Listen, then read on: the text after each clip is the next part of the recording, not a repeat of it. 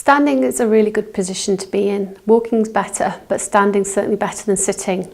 So what we're going to do is we're actually going to start by looking at how you stand normally.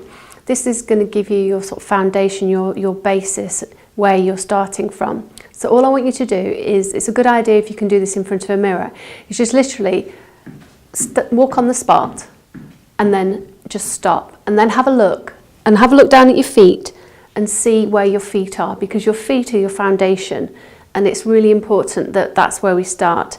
Some people stand with their feet quite wide apart. So if you think about where your hips are and you drop a plumb line straight down, ideally we want our feet to be directly below our hips. A lot of guys particularly stand with their feet out to the side in a Y standing shape.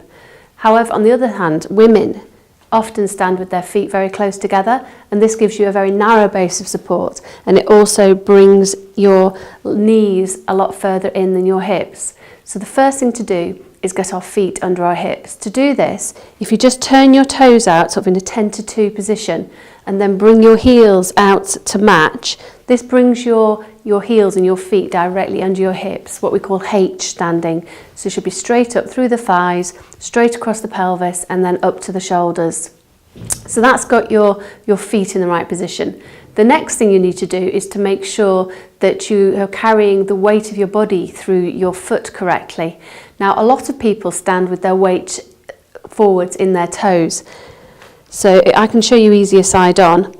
So often what happens is the hips sit slightly forwards. The weight is felt more through the balls of your foot. And then what often happens as well with a lot of people when they're standing, particularly for a sustained period of time, is that you drop your chest slightly and then the head comes forward. This is what we call a sway back posture. Some other people, instead of standing in that position, will often stand on one leg, what we call a hip hang. So you might stand on your right hip, you might stand on your left hip. So getting our feet in the correct position with our weight and our heels under our hips, we're just going to rock the hips backwards and forwards, feeling the weight going through into your toes and then into your heels as though you're standing on the beach and you're making a perfect footprint in the sand. And then what I want you to do is I want you to come back and rest with your weight in the back third of your foot, so effectively through your heel. Not right at the back of your foot, but just in the middle of your heel. Now you might initially feel a little bit out of balance, feel a little bit like you're going to fall over backwards. That's perfectly normal, particularly if you're used to carrying a lot of your weight forwards into the balls of your feet. The next thing we do is then to get the pelvis in the right position. So again, it's easy for you to see with me side on. So with my weight back through my heels, then if I put my hands on my hips and then arch and then flatten my lower back and just rock my pelvis backwards and forwards, and then we go all the way forwards, we go all the way back, and then we go halfway. And so my pelvis should be nice and level. I've got my weight through my heels, and then the last little bit to get perfect standing posture is to address the chest and the shoulders. Now, if you have a slightly rounded shouldered posture, which is also very common, what we often try and do when we think about standing well is we'll pull the shoulders back. Unfortunately, that doesn't actually correct my posture and it's unsustainable. Good shoulder and chest posture comes from the rib cage, comes from the chest.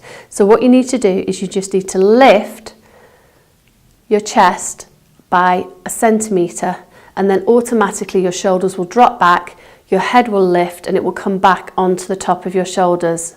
And there you have good standing posture. So once you've built all that up from the bottom, what I want you to do is just let it go and just go back to your normal standing posture.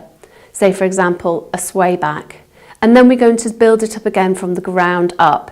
So feet together, 10 to 2, heels to match, then weight forwards, back, into the back third, pelvis, forwards, back, find the middle, and then from the chest, lift the chest, and just experience what it feels like. And then let it go again, and start again. Now, the reason I get you to repeat it is because that's how we learn a skill. And good standing posture is just that, it's a skill. It's something that you can learn. We get into habits and we think somehow that we can't change that, but we can. But what you need to do is you need to repeat it. So you need to do this exercise every day, and if you can, it's really valuable to do it in front of a mirror. Then you're getting feedback from your eyes as well. So look really carefully. Look at where your body is. Feel what it feels like to stand incorrectly and to stand correctly. Experience the difference, and then after a very short period of time, you'll be able to recognise the difference, and you'll start to find that you can stand. When you stand better and better and better. And it's like a self-fulfilling prophecy. The more you stand better, the better you stand, and so on. So have a good practice now and have a go every day and see how you get on, and the best of luck with it.